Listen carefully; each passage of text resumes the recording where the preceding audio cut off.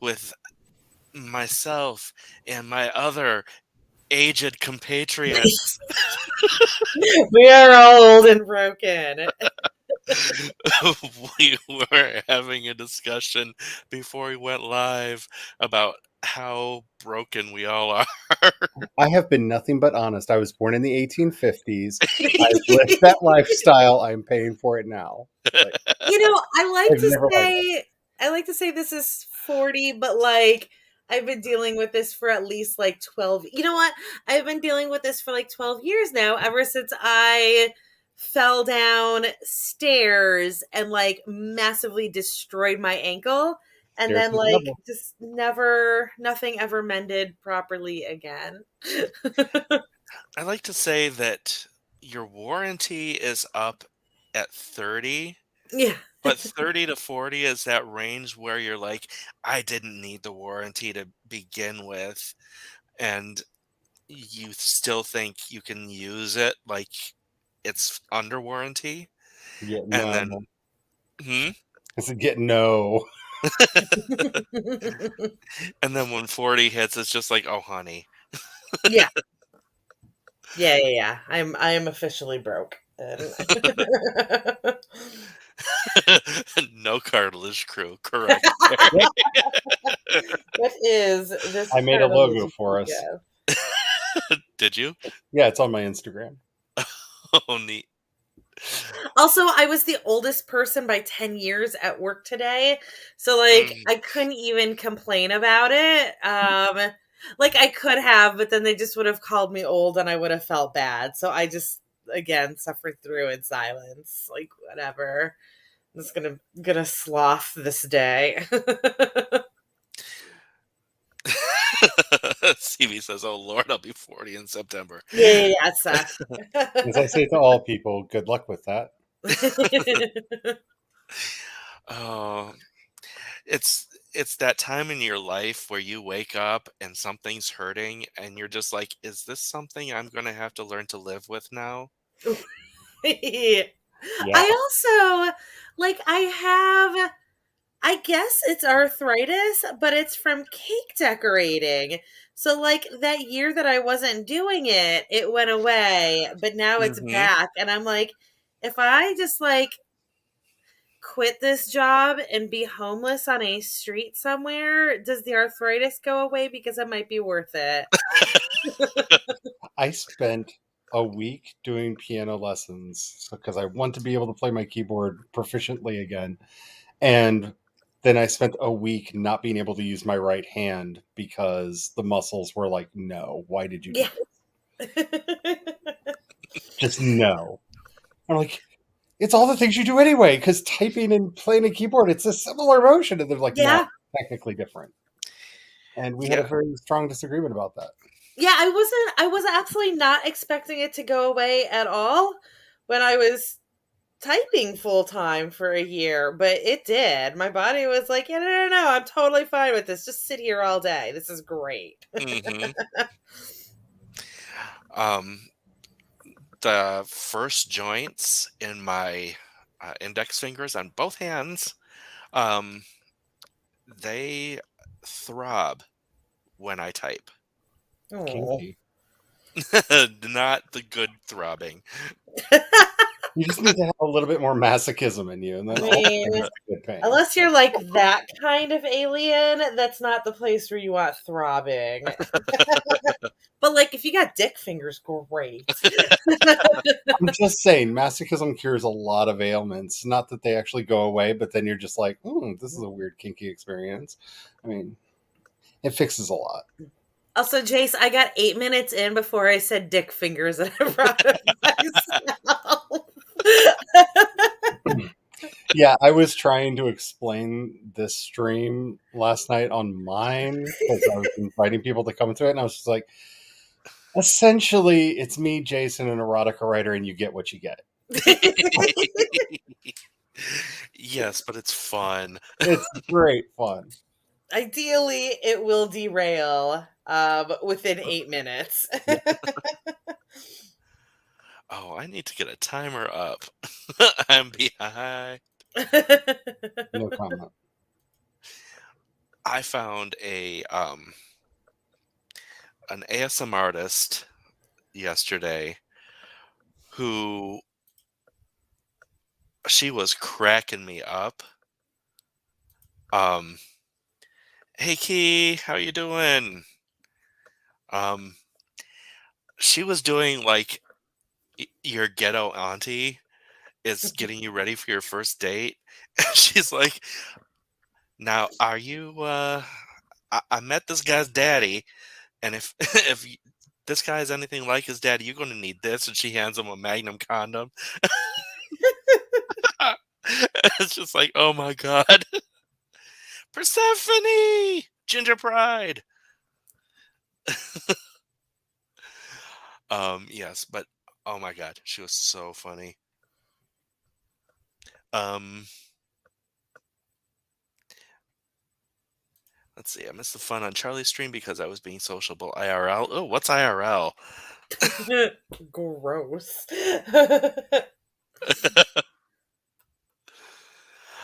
Alright, yeah, I was thinking of something and I forgot it because I've been in brain fog land, That's but fair. it's been since the 30th, so but yeah. Um, yeah, for any of you who do know what happened, um, I'm doing better now. Um, family's still really, really shaken, but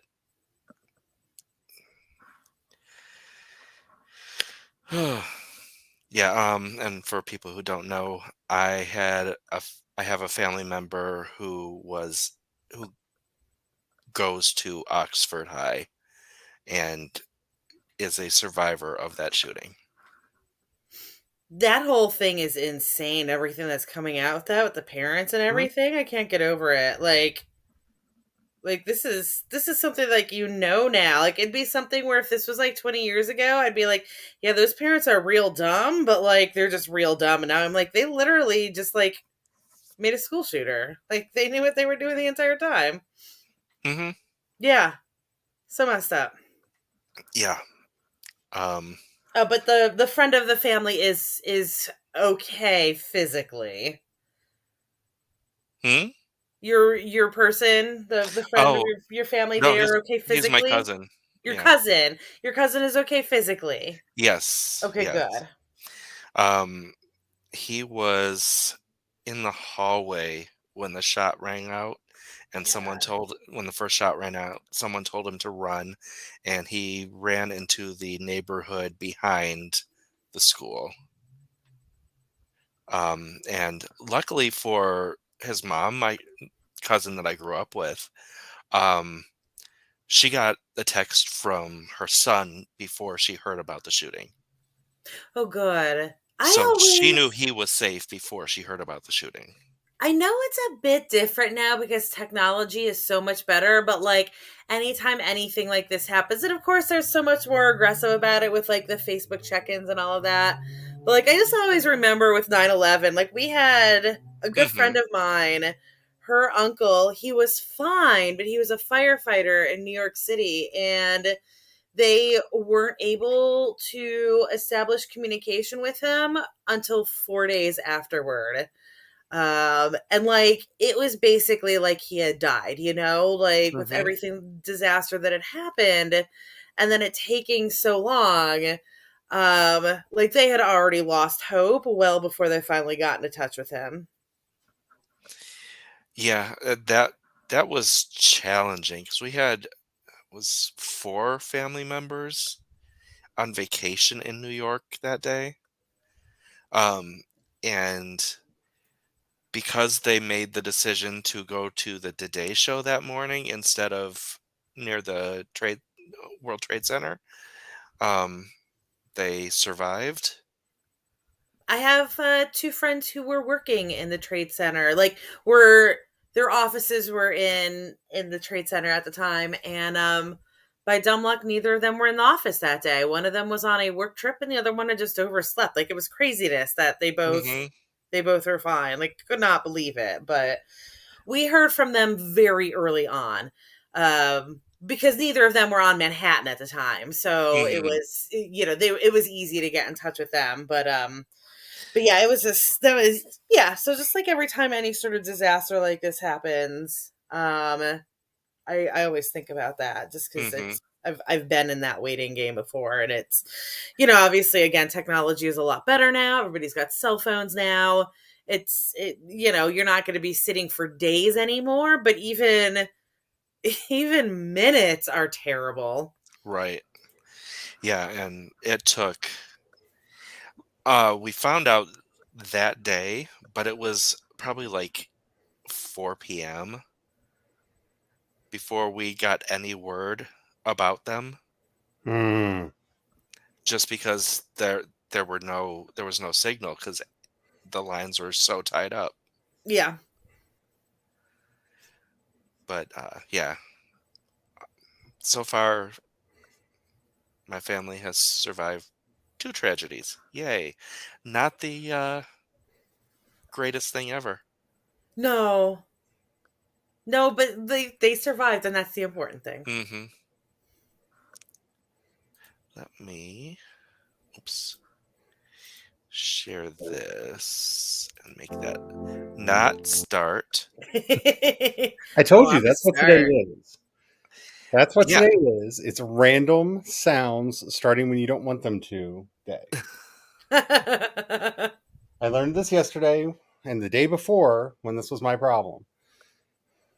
It's going into the week of this.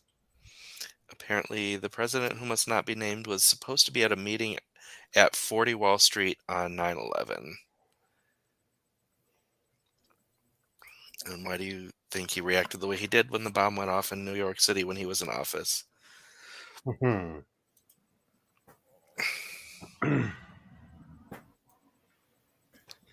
As somebody who has a lot of family that have been involved in government, there's not much you can tell me about the government that would surprise me.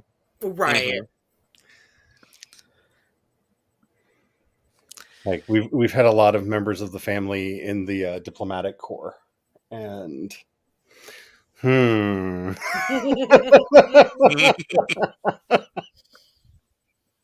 the stories I've heard.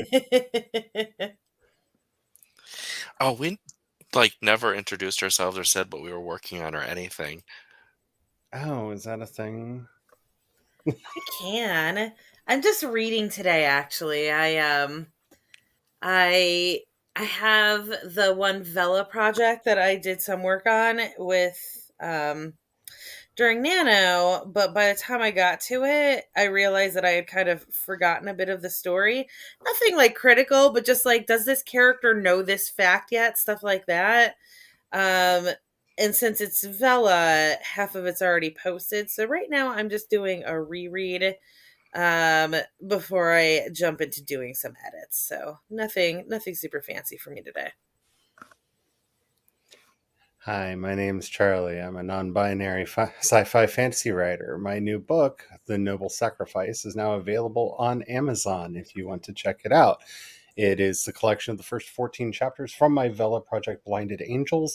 So if you've already read those, then, you've already read it. Don't buy my book. Or buy it again. There may be a hardcover and a paperback. I'm waiting for the proof copies to show up because it's a thin book, which sometimes looks really cool and sometimes just looks like, why did you make me spend money on this? So I'm waiting for the proof copies to show up to find out if those will be available.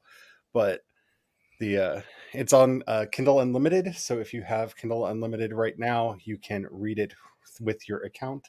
And I get the pennies because it's all about the pennies.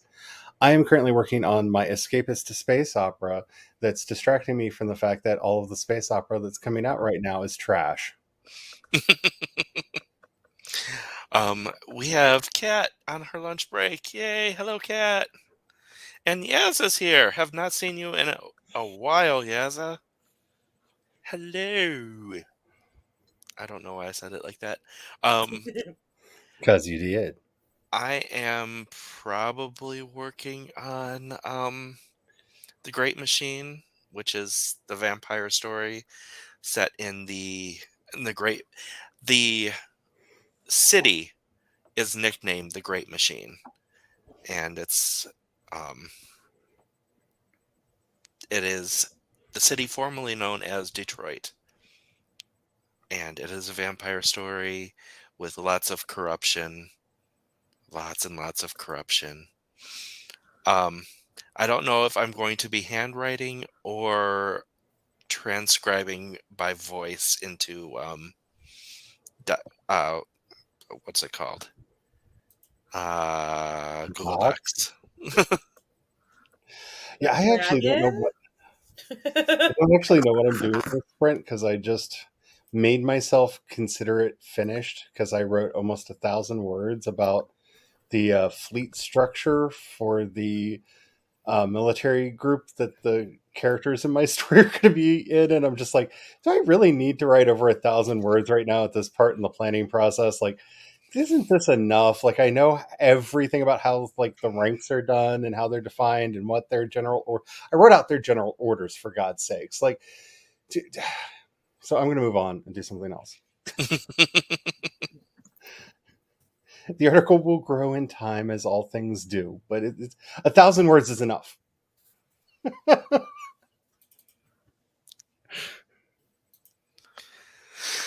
All right, are we ready to rock this shit out? You need to put the camera back up. Hello, I mean, I'm Jennifer. reading, but sure. I am going to Rock begin by this getting more reading coffee. shit out. But guess what we have in the house again? Coffee. Ooh. Went all day yesterday without any. It was fun. And how many people did you kill? There was a lot of tea consumed and quite a few cocos. And Sorry, but that word. Okay, back in the 90s, way, way back. there was a techno station which my teenage gay ass would not stop listening to. And it was it was WDRQ, and they called it W Drag Queen. And their morning team was Joe Mama and Trixie Deluxe. And Trixie Deluxe was a drag queen. She was phenomenal. But the word cocoa was her word for vagina. Oh. And the reason I remember this, and the reason why I can't think of the word cocoa as anything but vagina now, is they were talking. I don't know how it came about, but they were talking about just tons and tons of people in there, and just like it's Coco the clown car.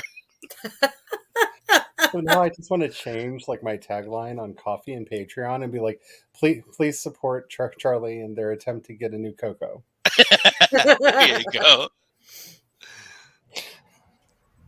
And then not explain. Right. Just let that hang. Just let Yeah. it be. Anybody who's here now would know what that means should that happen. Persephone says, I worked on world building yesterday. Barely. When I say I worked on world building, I mean I opened the documents and stared at them. That counts, right? You know what? Sometimes, yeah. I would like to offer my services. On Tuesdays, I do a stream called Fantasy First Aid. If you have any questions or need any help with your world building, that's what the entire stream is for.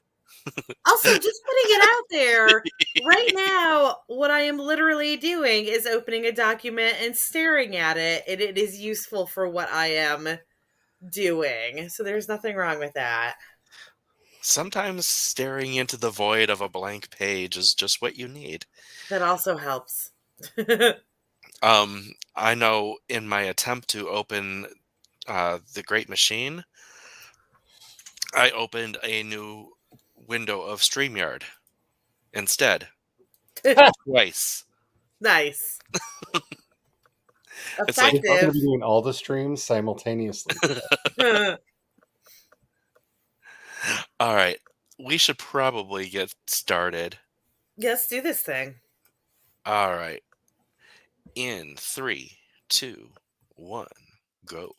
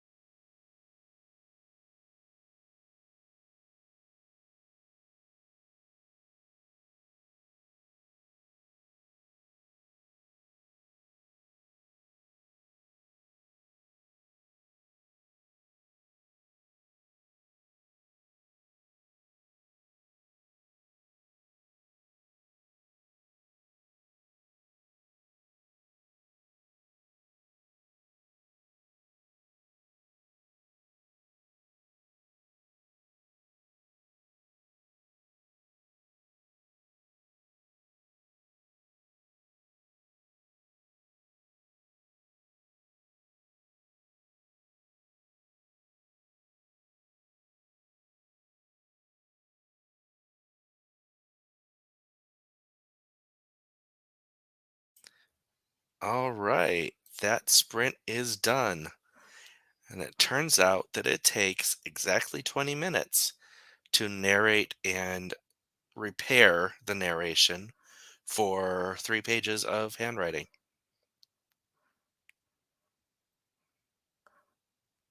Huh. Tells me a lot about your handwriting. Why?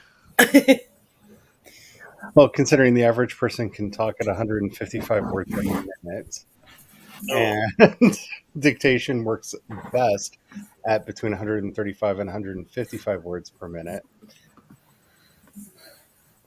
Yeah, it's interesting. Sorry, I fall into math really easily.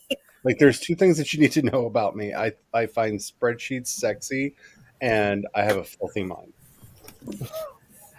well, I have counted and averaged out the my writing on pages of a composition book, which is what I write in, and they are roughly 200 words a page. So it was roughly 600 words.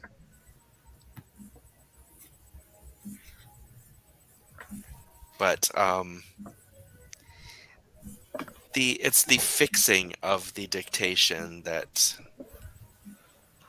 because I don't just keep going and going and going. Well, you can't because dictation does scary and terrible things. Yes. I'm looking at you, flying squirrel farts. I said nothing. Nothing that sounded like any of those words. And yet, Oh, that one would have had. If I had seen that on one of mine, I would have been laughing for like 20 minutes. oh, the My computer is old, and I'm sure that there is a way to disable Cortana on her, and I just have never done it. But now every once in a while Cortana will pop up and just start like attempting to dictate what I say, and I don't know that she has ever once gotten a single word right. my Amazon box of evil does that. And it gets really obnoxious because it it's nice because it's like a comedic sidekick for the stream sometimes, Hmm. because it'll just start talking for no reason. But Are you let's talking about talk about it. Siri? Oh no! And by the way, The other one. Oh, it's the other one, and at least Alexa. oh, Oh, she heard you. Will you stop? I have my phone set up so that it will only respond to my voice because you can have it personalized to your voice and ignore everyone else, which is because I have a husband who is a prankster and So, had to be Charlie, stopped. I'm going to pause you for just a second to say that, like, whatever Jace triggered when he said that, she only just stopped talking. Keep going with your story. I just needed that time to be marked. Keep going with your story. Oh, the other day, Brian and I were having this like intense discussion about history and like how cycles repeat. And out of nowhere, like I don't even think we had brought up the topic. Out of nowhere, the Amazon Box of Evil, which is how it earned its name, Box of Evil, just started talking about the pros and cons of genocide. Because it just like comes on. I found this on the web. Genocide might not always be the wrong solution. And I'm just like, what the hell? Very academic in nature. I'm just like, what? Okay, okay, Alexalini. Right? Like, are you accidentally giving us a little glimpse at why Jeff Bezos needs a knob rocket to get away? Like, is he planning on nuking us after he gets up there? Like, what the hell? Oh, that's hilarious, though. I have one of those. I have a coworker who's one of those guys that, like, I just feel like he listens to Joe Rogan a lot and takes it to heart. I feel like he probably had a hand in why Alexa will now say maybe genocide, whatevs. Yeah, she's had opinions for a while, and it's you always know that something terrible is about to happen when just out of the blue you hear her say, "I found these results on the web," and then continues talking because you're just like, "I did not talk to you. I did not bring you up. Mhm. Oh, so like." She decided to educate us about female anatomy one night, and I don't exactly know why, because we were talking about the new He-Man series, and okay, well, thank you. I actually knew the names of all of those parts of the feminine anatomy, but I guess you thought we were confused because two queer people sitting around talking. I don't Yeah. So know. so my most horrific moment, and like I did invite her in, it just was not where she was supposed to go. I told her to play white noise because I was going to bed, and like for a while there I was using a white noise generator And it that played Joe Rogan. right. Oh my god, no.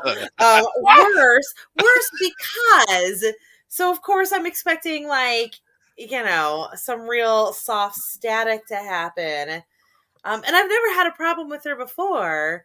But this one time, she's like, White Noise by 50 Cent is not available. What about this song? Hey, Shody, it's your birthday. And I'm like, it's screaming in my ear at 10 o'clock at night when I wanted to gently be lulled into sleep. Like, listen, you bitch, I did not need that right now. Now I'm wide awake. Thank you. See, my favorite thing about the robots is that I know that they're at least my friend because once I was arguing with the hubby about something, and the Amazon Box of Evil, for absolutely no reason, just came on and went, "No, you're wrong. You're wrong." See, even the robot agrees with me. So I enjoyed that. And Siri once cussed my husband out on a road trip because he was not taking the turns that she was supposed to take because he knew better. He did not. And hearing Siri quite clearly say, "Well, fuck you then." One of Oh the my god, happiest. so on the subject of like stuff not making the noise that you think it's going to make. So I was just like right before we did this, I watched Anne Reardon's most recent video, and she was talking about this YouTube channel that they've got a bunch. It's one of those aggregates like, like fucking Blossom and all of that, where they've got like 800 different channels. And this one, it's all stuff like Cake Story was the name of the one she was talking about specifically. And these videos, they look like they're just like instructionals on like how to decorate this video, and like either there's going to be a voiceover on how to do or how to decorate this cake, and it's either going to be a voiceover telling you how to decorate it or like just random music. And it turns out they're telling these like terrible stories about like it's these like kids, like teenagers, talking about like that time that they were basically molested by an uncle and stuff What? like that. But like they're fictional stories. Or like one that she played a big chunk of was like this one time that like I walked into a convenience store and accidentally knocked a gun out of the hand of a serial killer, and it was a really cool day. Like, and she was like, yeah, so like if your kid is just watching these videos with like their headphones or whatever, and you have no idea that they're listening to these like super fucked up stories. And like, yeah, sorry. That was just Yeah, like what those I was. auto-generated channels have a lot of. Mm. But then again, there's also the cocaine cactus, and I really want one, but I don't want to buy it. I'm sorry, what? Did you not hear about the cocaine cactus? I absolutely did not hear about the Okay, so cocaine cactus. Walmart was selling a dancing cactus toy for kids that when you hit play on it would play a Polish rap song about how cocaine addiction makes you want to self-harm. Oh. Oh. and thus it got the name The Cocaine Cactus. Yeah. And the song's kind of nifty sounding, and I'm an adult. I'm allowed to listen to music like that, and I kind of want one just for the nostalgia reasons. Like, I want to be able to look back on my life and go, what were the 2020s like, Grandma? I was like, well, back then we had things like this, and then turn the Cocaine Cactus on, and have the entire family be like, I'm so glad I wasn't born yet. And I'm like, yes.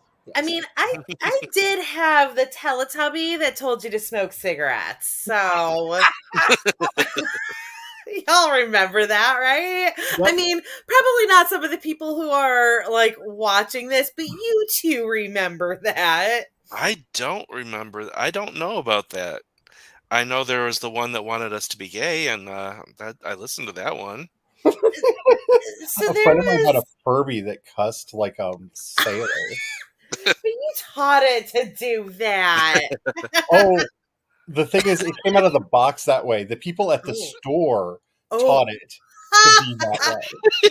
Oh my god! If Her I mom worked gave in it a to her store for that sold Christmas, those and at she the opened it up, time, and then it just like tore into her like an angry Nice. drag queen that she had just snatched the wig off of. It was Have like, you heard Nice. of the?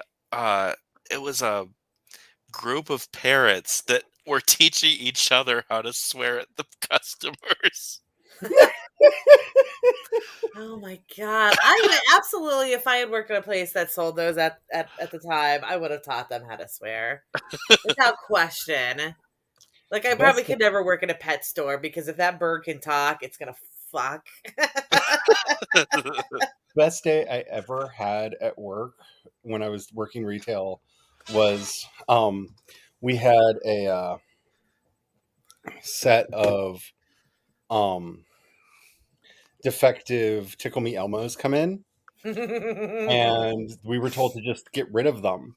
So we took them out back and played baseball with them that night. And there's nothing more satisfying than cracking a Tickle Me Elmo in the back of the head and listening to it giggle as it flies through the air. And you do that again, do that again after you had to deal with children turning them on all the time, constantly, for months. Most satisfying experience of my life. Now the question is, did you curb stomp Elmo? One of them. Okay. Oh, I should probably address the chat. Yeah, I Um, guess we could talk to other people for a bit. Whatevs. Persephone opened her planner. She appears to be planning things. Jennifer got 44 words of her book blurb. Now I'm actually starting to like what I'm writing. Good. Book blurbs are the devil. I don't like them. Yeah, they are. I would pay people to do them for me. Laura is here. Hello, Laura. Hello, Laura. Welcome. CB got 35 words. Carrie got planner stuff done and tried not to have a heart attack when I heard my husband shouting down the hall, football game. Then there was more talk of Siri and Alexa. CB says, worse than that, though, my iPad started playing WWE Network at like 7 a.m. this morning. Oh, that sounds aggressive, yeah. Who needs white noise when you can do a quick pre-bedtime rap? Right. Lull me right to sleep. CB says, I told Siri to F off, and he said, I'm not going to respond to that, to which I said, you just did.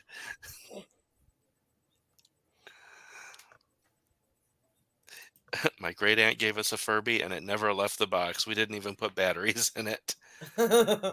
Found it randomly decades later, and it randomly started going, and I threw it against the wall. I was so freaked out. I have heard so many stories like that about Furbies. Like, I don't know what the fuck is going on with them. They must have like a watch battery inside them, like a backup battery that just kind of stores everything. So, like, shit like that can happen.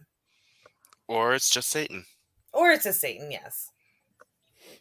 I would believe the latter.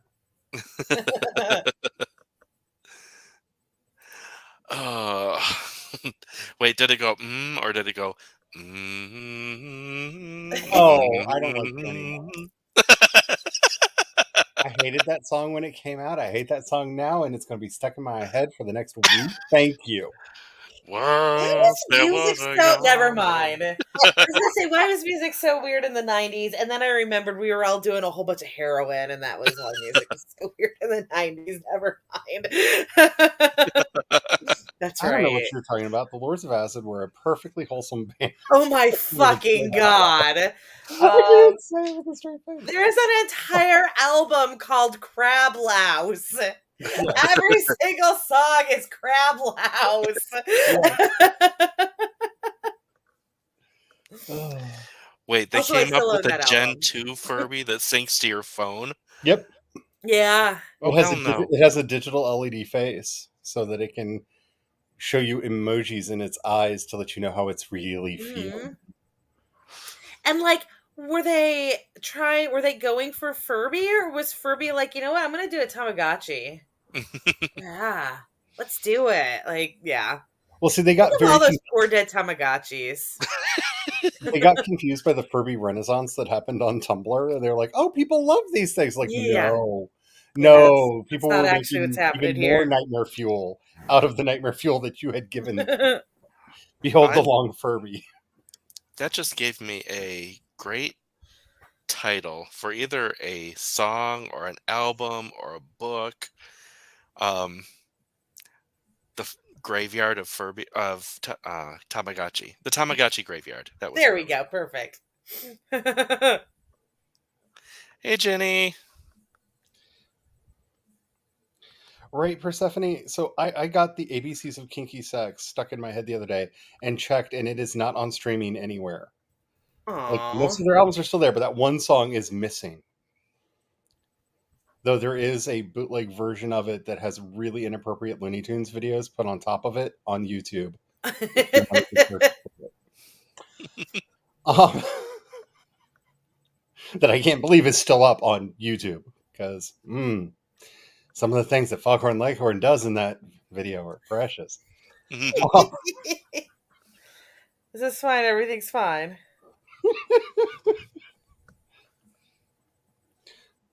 They basically clip together old cartoons for each of the letters of the alphabet. Let's just say Tom and Jerry's relationship will always be precious in my mind. I read this and it went into my head to the tune of that song. Once I had a Tamagotchi. It was a cat and it died every week.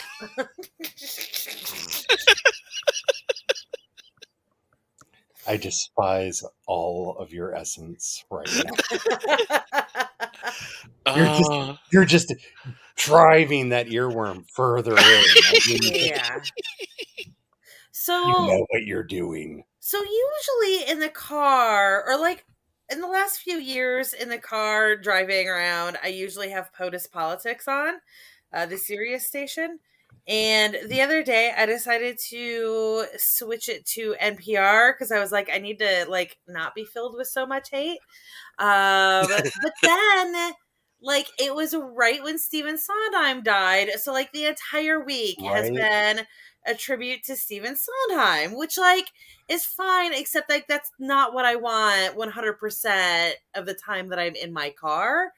So I was like, this is gonna end soon. It's gonna be fine. And then today they were playing, I don't remember whose show it was, but you know the weekend shows are always weird.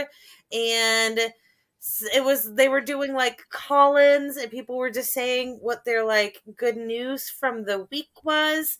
I know it's a regular segment that they have on NPR weekends. I just don't remember what it's called. But anyway, somebody called in and they were talking about how they were having a bad week and their husband got them the components. I promise the story is going somewhere. Their husband got them components to make BLTs and they were really happy. Like it was a dumb little thing, but they had been craving BLTs and then her husband got stuff to make BLTs. But Instead of saying BLTs, she just kept saying bacon, lettuce, and tomato sandwiches, and said bacon, lettuce, and tomato sandwiches at least 5 times before I was like, okay, I'm going back to POTUS because now I am filled with a fury that I cannot contain. And also, ever since then, this was like 3 hours ago, and every like 10 minutes, my brain just goes, bacon, lettuce, and tomato sandwiches. That's my earworm right now. And I expected at some point for her to like take that down to BLT. Like she got it out there and now she's going to call it what it's actually called. And she never did. She just kept saying bacon, lettuce, and tomato sandwiches. I bet with a little bit of effort, we could do a fun parody of the crap that just shot out of my head. The Daft Punk song. My brain is wanting to say the name of the South Park movie instead of it. Stronger, Harder, Oh. Faster. Oh, yeah. We would have known what you meant. Yeah. I would have absolutely accepted. Yeah, I'm struggling right now because my brain's wanting to say the name of the South Park movie instead. Yeah. But because I think you could do that with bacon, lettuce, sandwich. Yeah. And then it just sits in my brain for all of eternity. Thanks. Hey, I'm not going to be the only one who suffers. Okay. I mean, I already was. I mean, I exist, and therefore I suffer. We've been over this. Hold on, I need to change my name. Oh no. There's fear, terror, and dread. The earworm menace. Loves it. In truth.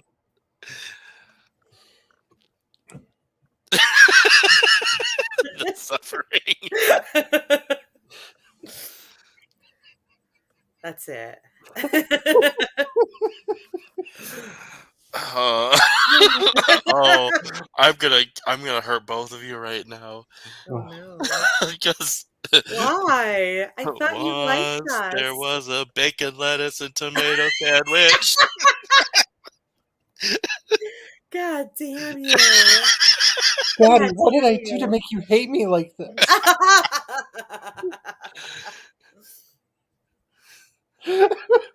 Oh, I'm crying.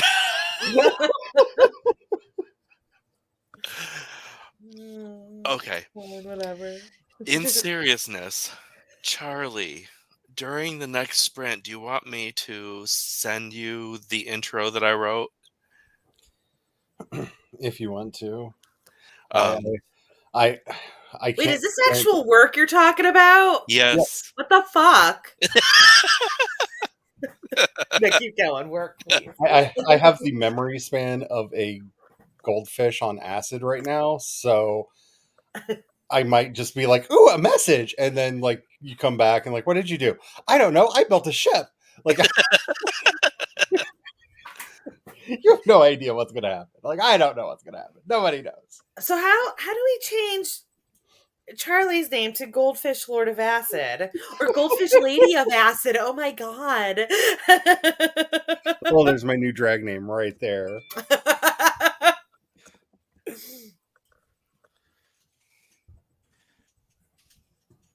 There we go. I'm gonna have to remember to change that back before Tuesday, or people are gonna be very confused. Or not. Just have that be my name forever. And then you'll have to explain this stream again. Like, you should Okay, keep hear up with me the out. role. I mean, look at this. All right. Shall we do another sprint? Yeah, let's do it. Sprint. And just keep in mind that that is a draft and not like finished work. Oh, sweetie, everything that I do is technically a draft, even the stuff that I got back from y'all, because at some point I'm going to look at it and be like, I could have done better and rewrite something. Like, I'm trying not to be George Lucas, but everything's a draft until I'm dead. Yeah. The point though is that like you do it like subtly enough that like nobody is ever going to call you out on it. But like clearly I could have written this entire paragraph better, so let me go ahead and do that. There was an artist, a classic artist, I believe, who said something like, "A work of art is never finished, only abandoned." Mm-hmm. Also, like, I shouldn't know this, but here's the world that I live in. Taylor Swift is literally doing this right now. For good reason.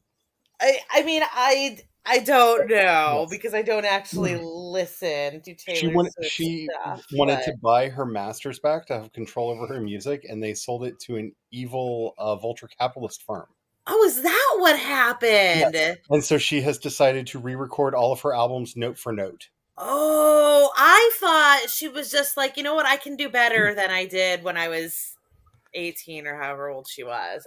No, they Okay. basically went, "No, you cannot have control over your music." And she went, "Well, fine then." Bitch, I'm Taylor Swift. I'm Taylor Swift, and I'm smarter and more talented than you. So, Yeah, you can't touch me. all right, we're But yeah, going to basically do. the company Bain Capital, that's who it was, the company that Mitt Romney worked with. Bain Capital bought her music Wait, they're company. actually called Bane? Yep. Like Bane of Existence, or like Yes. Bane the villain from Yes.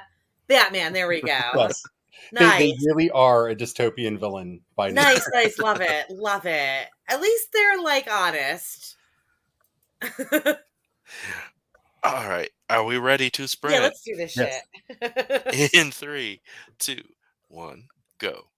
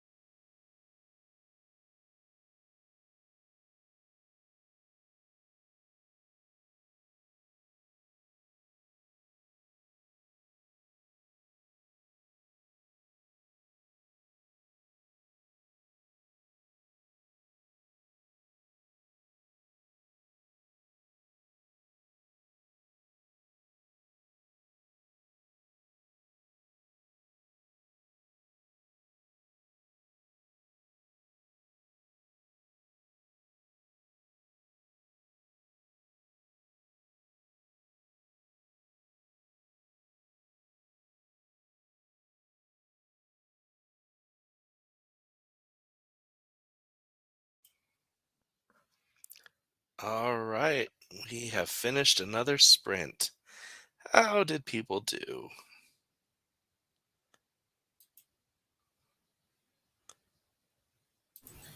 I got a scene read. Cool, cool, cool. I got lost in the browser and found my way home. Um, I got a scene read in somebody else's work. Oh, Hey, and I bet I know whose it is. I wonder. I mean, total mystery. Uh, likes it. I'm very curious to see where, ever, like, even knowing the generalized plot, I'm really curious where it's going to go from there. Um, Started working on writing up 3 articles because, of course, I'm writing three. I could just write one, but why would I make my life easy? So, 3 articles on World Ember about Stygia, their government, and their culture because we can't have humans find a dead world, colonize it, give it a cheeky name, and just go on and have that be the only thing that I know about them before I write a story. I mean, why? Like, do I need to know more? Probably not, but I will by the time this process is over.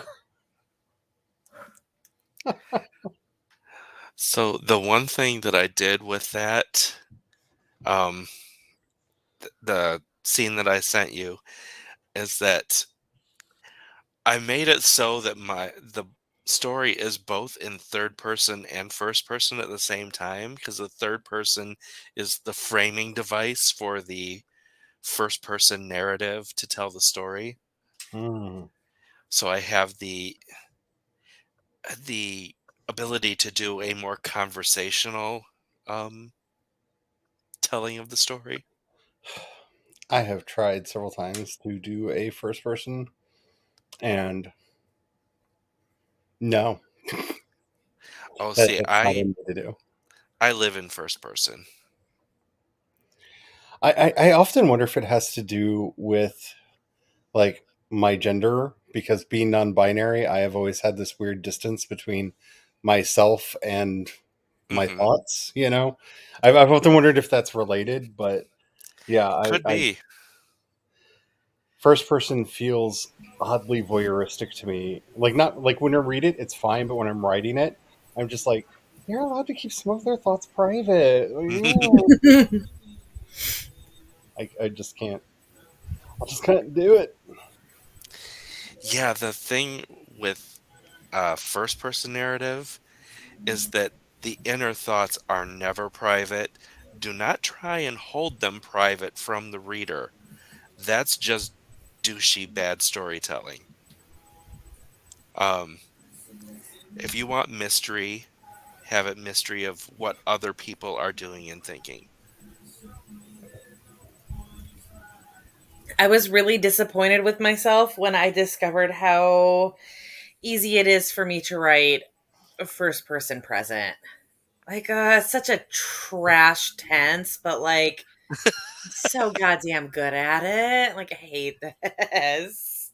Which, like, if you've ever read my stuff, like, I basically write in first person. It just happens to be in third person. But I do third extremely deep, extremely limited. Hmm. So, I mean, literally, if I decide to switch from something from third to first, the only thing I need to do is switch pronouns. I really don't need to like rearrange anything or like add anything to it I feel or remove anything from it, but feeling my pain with I her. still hate it. Yeah, I feel like that's kind of what I end up doing. But if I say I, it just my soul goes no. Yeah. And that does Yeah, make a lot of sense. Like if you normally write or if like you're really comfortable writing third person deep, then that totally makes sense. Because again, it basically is first except that it does have that like thinnest veneer of separation that like is more of a nod than an actual thing. While I have read books that have successfully done it in first person, I like to do multiple POVs in a lot of the stuff that I write. And I feel like once you've gone into first person, you're saying this is who is telling this story. And Yes. I have seen and read books that successfully toggled that, but I do it with um my sci-fi romance because that is the genre convention. And I hate it, but it's the reader expectation, and like I'm seeing what the other authors are doing, and it's, it is that crap that I hate, and I'm like, you know what, I physically can write it, so I'm going to for this. The only other time I've ever done it is I've got one story that is an erotic romance that's written in first person, a single POV. And then when I went to write the sequel, it had to be written from two different POVs because there were things happening in two parts of the world at the same time. And after a lot of soul searching, I decided to write dual first person. And it worked in that, but like it was a lot of work that I didn't like. yeah, I just want to get to the point where I can freely, like, my one of my literary heroes, N.K. Jemisin, write a book that the perspectives are in first, second, and third person in the same book. Ew. That book is so good, though. That book is so good. One of the series, because I rarely read something twice, and when I do, it's got to be damn good, or at least damn captivating for me. But one of them has 6 characters. One of them is in first person, and the rest are in third. And it is basically the one that's in first is technically the one telling the story, but the chapters that are from the other people's perspectives, her friends' perspectives, are, they're still her telling them. So kind of almost like a Puck thing. Like a Midsummer's Night's Dream. One It's of been You're like, so long since so I've read it, and I have not read it in the writer. I haven't read it from a writer's perspective before. And I got think it. he's the So best. Puck is both a narrator and an active character in Yes. it. Hmm.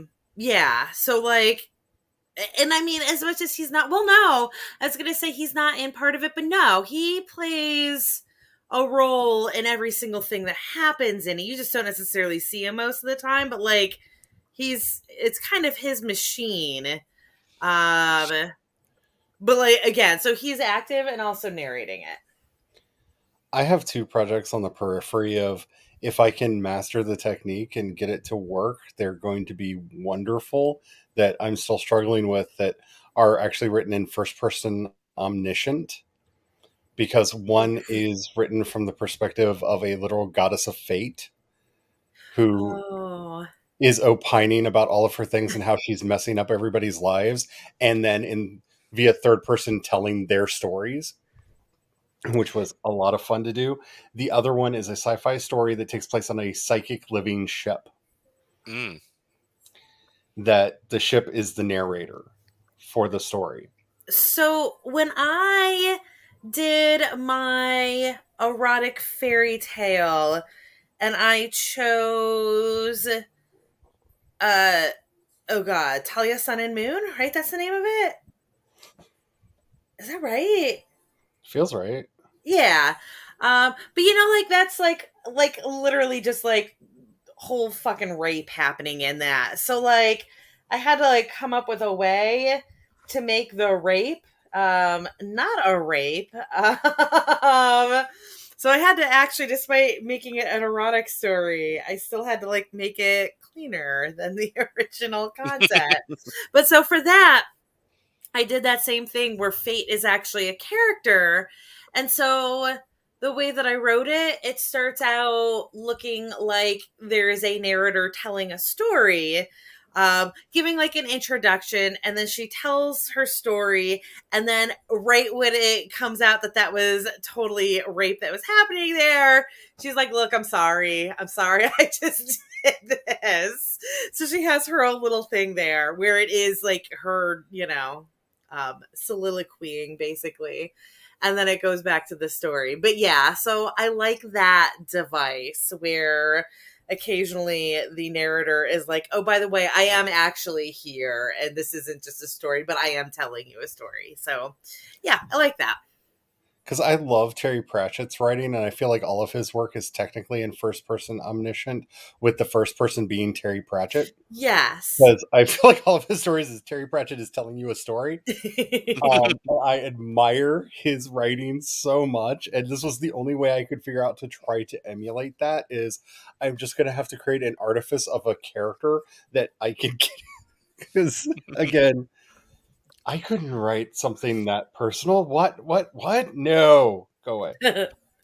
Yeah, there's a difference between someone who is an amateur screwing up perspective and Mhm. someone who knows what they're doing, challenging themselves with an unconventional perspective. Although I do also like, as much as like it's such a like cheap hack trick, I do also like when it's suspense and it's all in third person, except occasionally they do the perspective of the villain in it and they make it first person so you can't tell who the villain is. Mhm. Again, totally a cheap hack, but like I'm into genre fiction, so I'm down for cheap hacks and I like that. Also, like things get real fucked up when they do that because it's, in the mind of a murderer. I like Mhm. that though. That is, I mean, it's clever, even if it is something that's been done a Yeah. lot. Yeah, exactly. Whoever came up with it was brilliant, and like every single person who has used it since then, like I support you. It's like, yes, go ahead, use that. Yeah. It's effective. Excellent device. And So because I come from romance, like, yeah, you can use the exact same device 8 billion times. I'm here. I will be here for 8 billion and one. Welcome back, Key. And just because I'm that person, pain, yay. Today has been about pain. I hope it does what it needs to do though, Yeah, Yes. because fuck cancer. yeah. I wanted to read this paragraph because this is all I did in the last sprint. Well, all I did constructively. And I kind of very much enjoy this. And this is the start of Lady Delilah's story. It all started with a name, my name, Percival Percy Bish Sampson. It's a name concocted by a father who wanted to honor an ancestor who lived in a time when Percival wouldn't get you pounded into a locker by teenage boys, and by a mother who was so obsessed by classical literature that she'd go on to name her daughters Mary Shelley Sampson and Jane Austen Sampson. I think I know this person. One of my exes that I'm still on very good speaking terms with. He named his son Verite Noir, and Verite has grown up to be a very strong young boy. You kind of have to. Unfortunately, as a cake decorator, I mostly see the worst possible names. Today I saw a name that the last 5 letters of were the last 5 letters of the word diarrhea, and that stands out. I don't know how it was pronounced. Oh, it could have been pronounced. This was also a comment that was made because I sent it to a friend, and she's like, "Is that Sharia? Like Sharia law?" But I think it was SHARRHEA. And like, I'm sorry, there's just like a combination of letters there that you don't want your name to have. But also, it's a portmanteau of shart and diarrhea. Yeah. I mean, when we first moved here, Might as well name her Anal Spray. the hubby thought that everyone had nicknames until he realized with shock and terror that that was everybody's legal name. Like, just why is everybody a Bob? I don't know. I don't know. Well, The other day I wrote on a cake, and again, we have no idea the backstory of this because we don't get these stories, but happy birthday, shotgun. oh, Yeah. Like, what? I do know of someone who named their child Dagger. Yeah. I knew 3 Thors growing up. One of them lived up to the name, though, and that was impressive. So I have a friend of a friend. It's a very close acquaintance of my best friend. I've not met these kids personally, but I hear a lot of stories about them. The kids are named Parker and Ryder. And mom swears that this wasn't deliberate. Also, dad is an F1 racer. So like, one, I have trouble believing that it wasn't deliberate. Two, either way, what the fuck? I do like those names, but Not together. as a combo, it's not a great thing. Yeah. I also knew a pair of girls named Melody and Harmony. Again, two reasonable names, but let's not put them together. Exactly. And Yeah. I mean, we can't even like get started on like twin names. I grew up with 2 friends that were twins, and their parents named them Eric and Aaron, and they spelled Aaron Erin. So there's literally one letter Oh. difference between their names. Oh. But and also, wait, was Eric, or excuse me, was Aaron a girl or a boy? They were both boys. Okay, that's what I thought. Like, Yeah. Okay. And it's just like, you did what now? Yeah. Like, Keith said, I had a roommate who was the son of hippies. His given name was Flamestar. yes. Oh, everyone called him Bob. I love that. I'd rather be Flamestar. I'm sorry. I've told the story many times before, but my nephew's birth name for the first week and a half of life was Baby Boy Pig. And I will not let him live that down because he gets Perfect. a little big for his britches. And I'm like, I have a copy of your original birth certificate because I made your mother give it to me. So I also have a friend whose brother has 2 kids. The older one, both girls, the older one is named Chloe Blue, and the younger one is named Zoe Gray.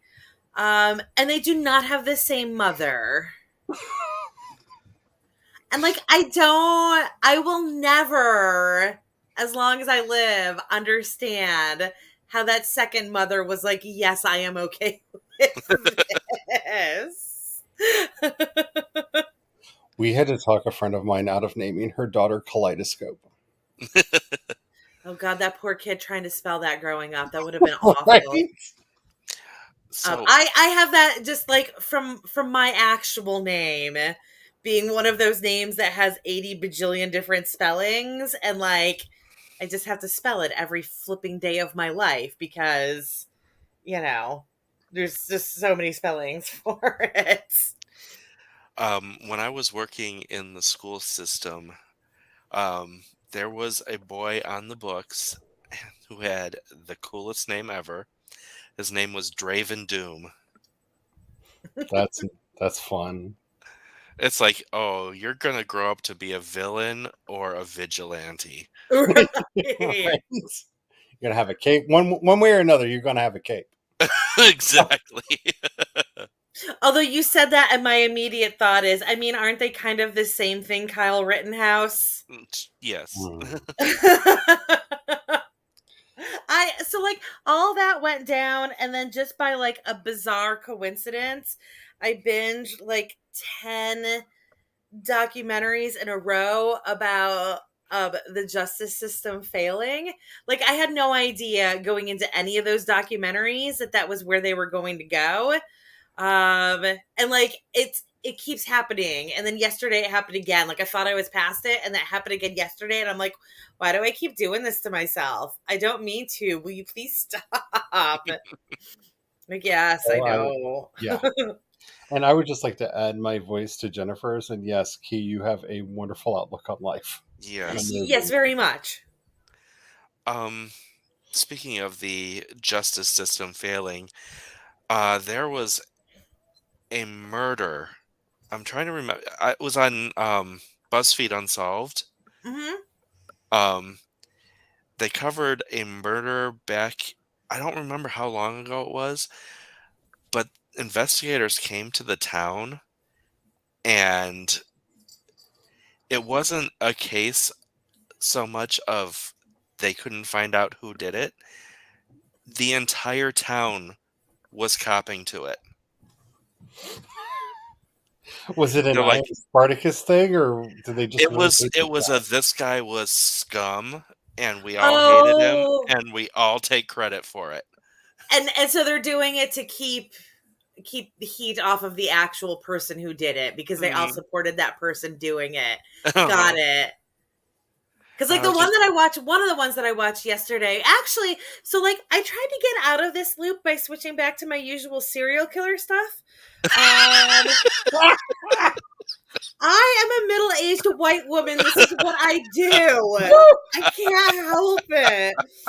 But I ended up on one where these two people ended up in prison for years for this murder, because one of them confessed to it thinking that she could concoct a story that made it sound like she was forced to like play a part in this person's murder so that she could get the other person to go to jail for the murder, that they were ultimately going to say, oh no, you were also a victim in this. And that's not how it went. And they did arrest her. And she was like, no, I lied. I made it all up. And they were like, no, we believed you the first time and not this time. So they both went to jail. And then like years later, it was the happy face killer. And so they send them to jail. Happy face killer keeps doing his thing, kills like 7 more people before he confesses to everything, and he knows like way more about that murder. And they're like, oh yeah, that stupid bitch right there got her ass thrown in jail for like 5 years, I think it was, because she lied. But that was also a justice system screwing up. As much as like obviously like she takes a good chunk of the blame on that, but like there was all kinds of evidence that there was no way that she could have done it. I don't know about the other person, whether they deserved it or not, but if you're going to do something as stupid as confess to a crime, I mean, that you didn't commit, I mean... Yes. So it's hard for me to have remorse at that point. So he was abusive. And that was her trying to get him out of her house. But like even the cop, that when they were talking about it, or the prosecutor, I don't remember who it was, but he was like, I mean, regardless of what a terrible person he is, he did not deserve to be in jail for this crime. This is not the way you handle something like that. And yeah, he straight up said that woman could be entirely to blame for 7 other people getting murdered. Like she caused this to end the investigation prematurely, and 7 more people died. And maybe we wouldn't have caught him, but maybe we would have, and we'll never know if those people could be alive if that idiot hadn't happened. True. Yeah.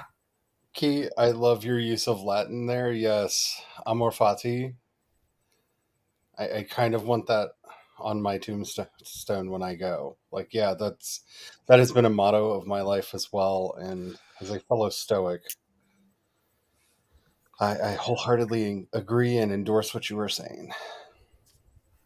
Yes. Sorry, my brain free associated there. Because I got a bunch of, you know, this time 2 years ago on Facebook. Because apparently I did a bunch of those little quiz things and posted funny answers.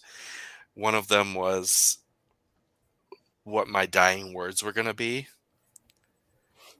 And it was, hey guys, want to see a dead body?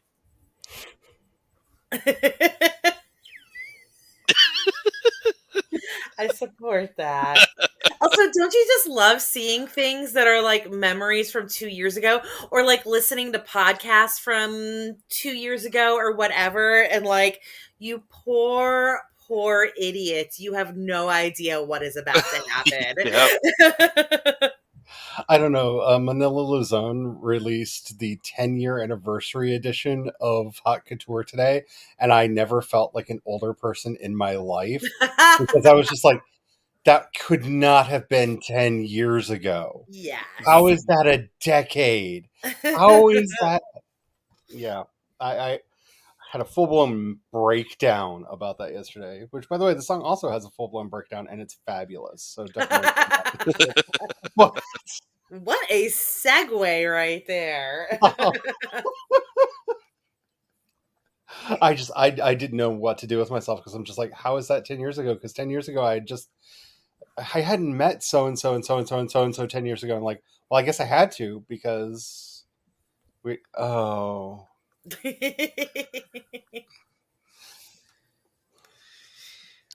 my sense of time has been lost. Yeah, I've lived in Atlanta for 14 years now, and every single time I realize that, I'm like, no.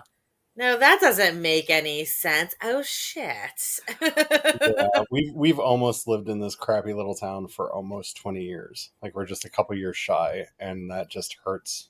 This is supposed to be an overnight stop. That just Or hasn't those ended. those posts that say that are like, okay, friendly reminder, 10 years ago was not the 90s. Shut your whore mouth. That's because the 90s are now. Have you seen what the kids are wearing? This is fair. It's a lot. It's hard to forget that sometimes. Well, that's because fashion's on a 30-year cycle, and we are to the supremely baggy phase again. I just always feel like they bring back the worst stuff. But also, the other day I saw a thing, I'm sure it was on Facebook, but somebody like posted a bunch of photos from Adelia's catalog. From like, I literally remember having this goddamn catalog. Like that particular catalog, there were 3 things in those pictures that I remember owning. And they were like, look at how awful all of this stuff is. And I was like, I would wear like 90% of this now if I was still my high school weight. Yeah. Like if I was 160 pounds right now as a 41-year-old, I would happily wear that outfit right there. Back when I was much more Morticia than I am Fester Adams now. I did not know that was the course my life was going to take, but hey. Right? I thought I was going to go from Morticia to Grandmama, but taking a weird detour through Festerland. But I still can't light a light bulb simply by putting it in my mouth. Damn it! Where's my superpower? Oh, and I forgot to say hi when Stephanie came in. Hello, Stephanie. Hi, Stephanie. I waved and then I realized that I am a pineapple. I really Which want outside of, if you listen to that phrase outside of streaming, please put out merch. Please. I want a t-shirt that says I wave but forgot that I'm a pineapple. I want a t-shirt that says this. Please make this happen so I can both give you money and have that t-shirt.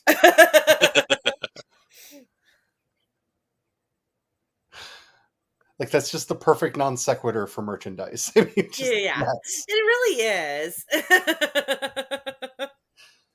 it will sell like hotcakes, and you will be like, well, I thought making coherent stories was how I was going to make money. I didn't Yeah. realize it was just in non sequiturs. I don't know. I feel like avocado's all the rage right now, though, and pineapple is a bit passe.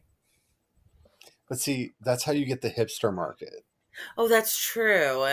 And then the hipster Or market will. possibly get the Gen Alpha or whatever the hell we're going to call the next generation. Like, be ready for them because they're going to be all about pineapple. Just because I'm an optimist at heart, I've been calling them the last generation.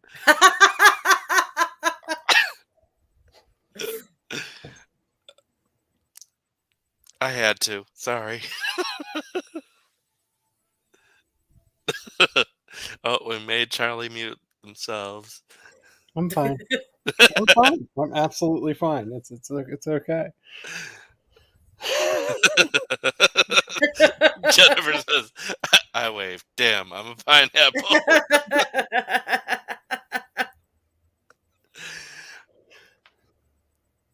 But a talking one.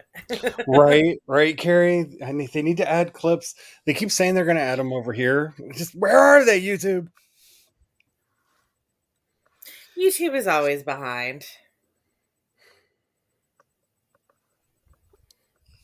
Well, YouTube thinks it knows and owns everything, and then Twitch does something is so much better, and YouTube's like, oh, we need to steal that. But they never do a very good job of it. Well, no. Yeah. But you know what? YouTube is way too big and huge and varied and diverse for me to not keep giving them business. Right. And like for all of the problems with YouTube, Twitch also has a whole bunch of problems. Mhm. Oh, yeah. So it doesn't. Either way, devil you know.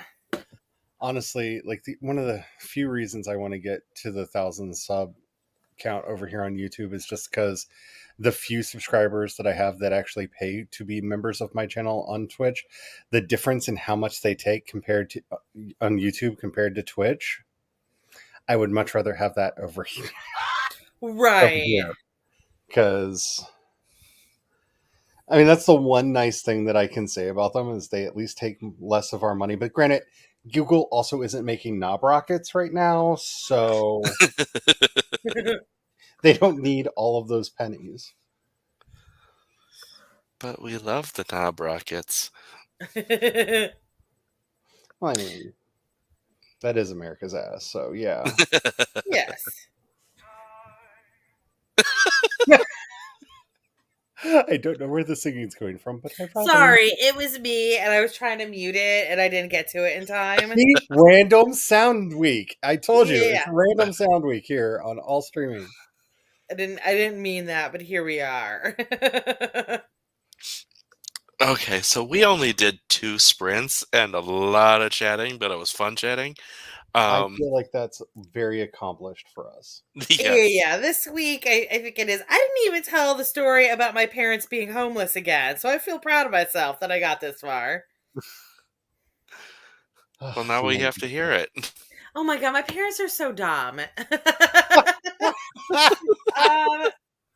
So they're moving. They're building a new house. It was supposed to be done by the end of this month, and obviously with COVID, there has been a whole bunch of delays. So currently, the builder is saying beginning of April, but like again, there's been so many delays that who the hell knows if that is true or not. So these fucking morons put their house on the market yesterday, and it sold today. Sorry. I'm sorry. Yeah. And they're gonna live in a camper, they think. I don't know.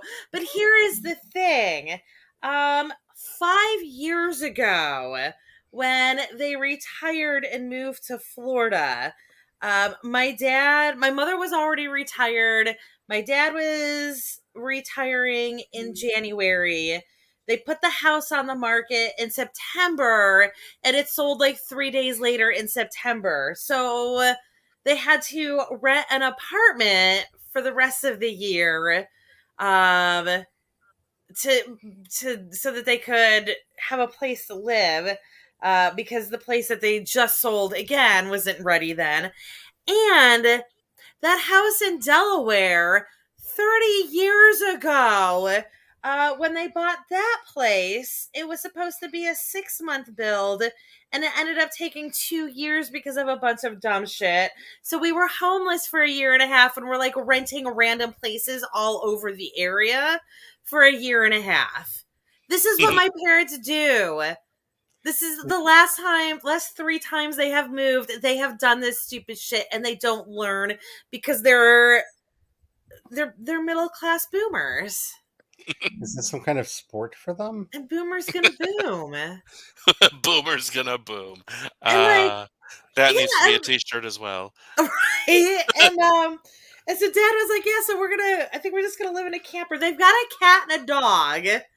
They're gonna live in a camper, and I was like, oh, are you gonna travel? And he's like, not this year. And I was like, well, no, I mean, because you're living in a camper, are you gonna travel? And he's like, no, we're just gonna park it somewhere. What the fuck? In honor of Chris Farley, all I heard from your story is, my parents are going to live in a van down by the river. I had that thought.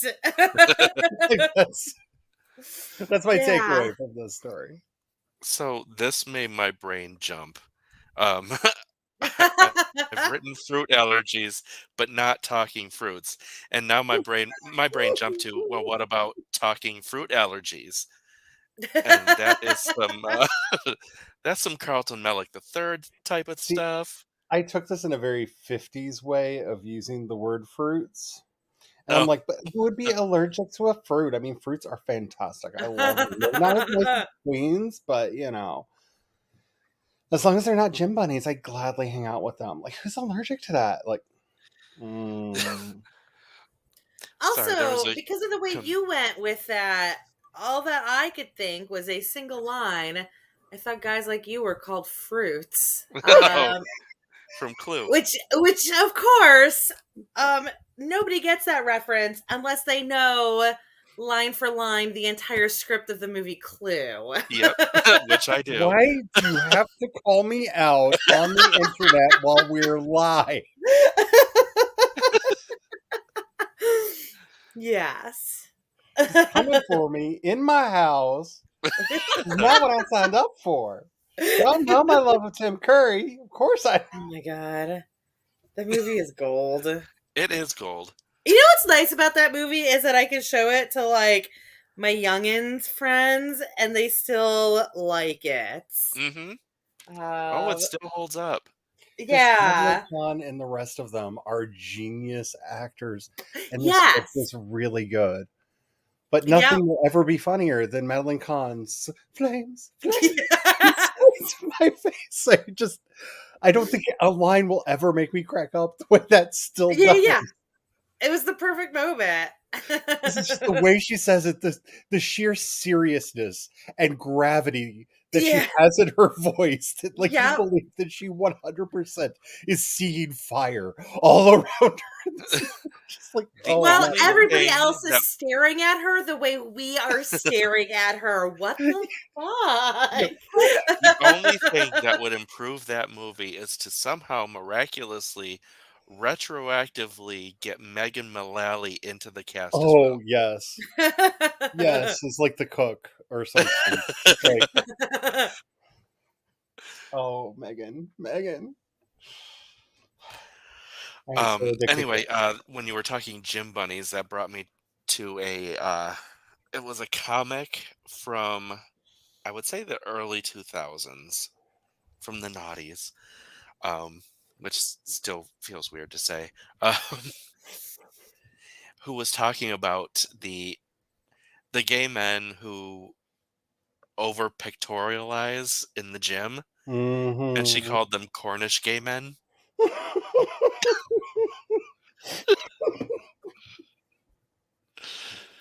And I was just like, I love that line. That is precious. It's just... And she's allowed to because she's a lesbian comic, and we can take the piss from them. Yeah, exactly. We have to. They saved us. Exactly. That's like the other day. We have this new cake at Publix that has like it's got a rainbow motif on it, but instead of regular like buttercream icing, the rainbow is supposed to be made out of vanilla, like out of donut icing, which of course we don't use usually. So if we get this cake, I literally have to make every single different color of icing out of this donut icing. So like right off the back, I'm just pissing away a whole bunch of time and icing. And I was like, okay, so here's the deal. As a gay, I am legally qualified to say this cake can suck a dick. Fuck this cake. I'm gay, it's okay. Did you see Strange Eon's video about the history of the lesbian flag? No, If but you the have not- lesbian flag is a train wreck. Oh, it I'm allowed has to been say worse. that I'm a lesbian. It has been worse. Definitely watch her video. It is so good. It is so Who is good. it? Strange Eons. Okay. But it turns out the lesbian flag is just Velma and Daphne. It should be. Once upon a time, there was a really pretty lesbian flag, and then the TERFs took it. Yes. Yes. There was the history of the flag. There was a brief time where like, this one works. Oh, never mind. I guess not. Yeah, I Turker, guess not. Sturker, Flurg. No, I just find it's funny that the things that lesbians and gays say about each other and get away with Oh, it's is, magic. and if anyone in the straight world said the same stuff, they would be crucified. Yes. It's like, no, we'll take it from each other, but not from you. Yeah. Like without lesbians, there would be no one to read maps. There would be no one who knows sign language. Like, have you ever been to an event? I don't know why, but like almost everyone who does translation, sign translation at like all conventions, it's like a cabal of lesbians that just travel the country and just like make sure that those who need sign language get it. I don't understand what this is, but like, So they're my secretly gay organizing best their friend, my gay best friend is getting married in April, and he asked me to help him with the timeline, the schedule for it. And I'm like, yes, absolutely. And he sends it to me, and it's literally just like the times when the DJ needs to like change the music or make an announcement. And I'm like, yes. what about before the wedding? Like getting prepared. And he's like, are you supposed to timeline that? I'm like, do you think you need a timeline? You're a gay man. And he's like, you're right. Also, and then I'm reading it and I'm like, are we not doing anything during the reception? And he's like, what do you mean? And I'm like, you just have reception here. And I know that a lot of the like traditions during the reception are very bride forward, but like, are you going to get married and then we're going to eat and like exist? Is that the plan for your wedding? When does your wedding end? Are you guys going to leave or are you going to live the rest of your lives in the botanical gardens? What is happening here? See, my husband and I, But they're not, because they're not going to live in the botanical garden because they're not lesbians, and it's not. My husband and I regularly have conversations bemoaning our loss of lesbian friends because they all escaped this place. Because like, who is going to do the organization now? Like, we have one employee that we call our honorary lesbian, and she's finally like fine with it because she's not, but she kind of is because she's the one that like is the master of time. Like, she knows what's supposed to happen because there is not a gay man or non-binary critter on this planet that understands what time is. Yeah. Like, if you need a schedule, find a lesbian. The lesbian will make sure. Like, you want the trains to run on time, put lesbians in charge. Like, this is. We have known this in the community for a very long time. Yeah.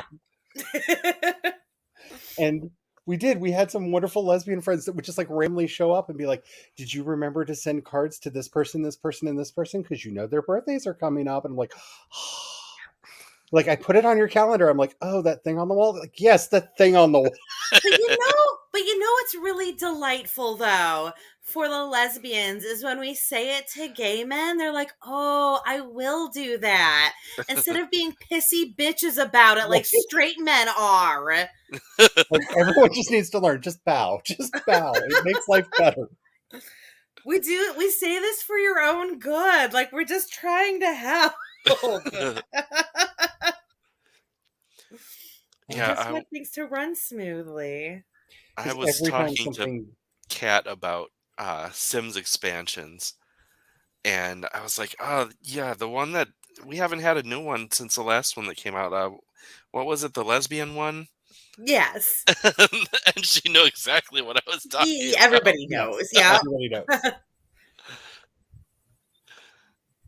And Oh. I'm actually have like images from it like flickering through my mind right now. There was like a week there where like I popped into every single random cottagecore stream just so I could name a chicken. Like that's all I did for a week. Like I'm going to find these chickens and I am going to name these chickens.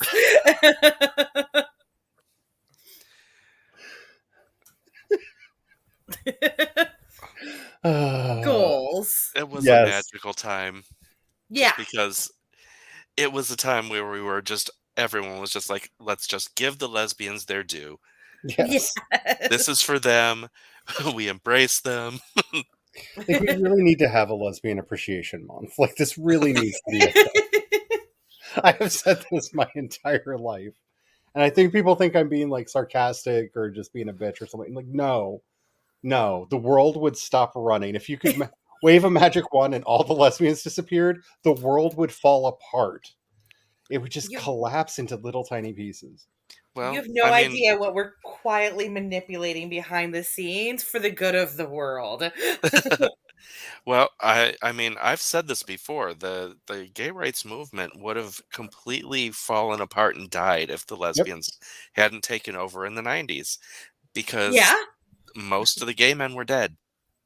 I mean, yes, unfortunately. Like I don't remember what I was listening to the other day. Oh, they were talking about the guy who saved, oh my gosh, I don't remember who it was. It was a presidential assassination attempt. And the guy who prevented it from happening was a gay man, and there was this whole nightmare that happened because he was in the closet. Like he was living in San Francisco, living his best gay life in San Francisco. Oh, yeah, I know like, what you're talking about. And like the thing is, like as they're telling the story, they're talking about like all of the people like in his circle and people that they contacted and stuff like that, and they were like, yeah, this person died in 87 and this person died in 96 and this person died in 92, and the whole time I'm like, oh my god, like Oliver Sipple. Yes, that was his name. Who was it? Which president was it? Ford. That's right. That's exactly who it was. But yeah, like that was a nightmare. Yeah. I have a feeling if I can get myself together next year for a Pride Month, I'm just going to do basically a Vlogmas style month that's nothing but gay history on the channel. I support you know your history, kids. Yeah, definitely. Trying to remember. Oh, it was a Will and Grace episode, but part of the reboot. And Will went out with it was a young guy, and it was played by Ben Platt. And the kid was just very flippant about all the gay stuff because, he was in his 20s and his life was easy and safe. And have you paid attention to the Supreme Court lately? Sorry, anyway. Yeah. And he was just, he said some like I think it was like some flippant thing about Madonna. and like, how I don't see why she's such a huge deal in the gay world. She's not even that good, and Will just tore into him about learning his history. That's Yeah. good. Yeah, there's. I don't. Like, I feel like it's weird whenever anybody says anything like that about a celebrity who is like past their heyday when you know them. Like, you Mhm. don't know what Madonna was like in the 80s and 90s. You don't know what the world was like then. Like, that's just, and that's for anybody. Like, you can't take what somebody is now and assume that, like, why they have an icon status from like 20 plus years ago. Mhm. Yeah. And I keep bringing it up because everybody should watch it. If you don't know why the queer community loves B. Arthur so much, a new document. It's a short documentary over on Twitter. George Takei had it made about her and everything that she did for the community throughout the ages. And like, if you don't understand our ever loving adoration of B. Arthur, there you go. And look, and I'm glad that he's doing that. He's making a bunch of these little mini documentaries to put on social media That's to awesome. like spread our history and where we came from and why these people are so important to us and why we keep referencing them and all that. And I respect him so much for that because he's got the money to do it. Yeah. And I mean, there's a lot of people that don't even know, like, 10 years ago. Like, they don't know why we Yeah. love Lady Gaga so much. It's like, Right. no, she And got if I, she got famous through New Now Next on Logo. and if I hear one more person refer to her as an ally, she is bisexual. Yeah. She's bi. She's very openly bi. Have you heard her music? Even in the music, she's very openly bi. Yeah, She's the not an bi doesn't ally. exist. You She's not an can't ally. like She's in both the at the community. same time. That's impossible. You're crazy. Like she's one of those people. It's like all of Cara Delevingne's friends. Like if I see one more headline that's like Cara Delevingne and her friend were at the beach, and it's like a picture of her snogging some woman, I'm just like, oh honey, no one has Yeah. friends like that. Like, Sappho and her friend. right? Like the next generation of that's going to be Cara Delevingne and her friends all over again. I'm just like, sweetie. They know what each other's tonsils taste like. Right. Not just friends. Exclusive video of Cara Delevingne making out with her friend. What's Oh, yeah. going on? Friend. Are they at a college frat house? Why are they doing this? It's for the lulz, don't you know? Also, every time I make a joke like that, I think maybe college frat houses aren't like that anymore. But then, like, you hear another story about a kid dying of alcohol poisoning at a college frat house. Like, yeah, unfortunately, they are. Yeah. The more things change, the more some things stay the same. Yeah. Truth. All right. It's about 20 minutes after quitting time. Yeah, and we only ever got 2 sprints in. This is fine. Everything's fine. No, I think I needed chatter with human beings Yes. more than I needed the sprints. So Plus, a lot of people are burnt out still from Nano. So Yes. Nano, events of the week, just a lot of burnout going on. events of next week that everybody's already worrying about. Shush. I have been the earworm menace. And this has been my TED Talk. Anyone else want to do an outro? I am Goldfish just Lady Acid, also known as Big Gay Betty White. You can find my stuff at biggaybettywhite.com, and that's not a joke. I'm just the pineapple.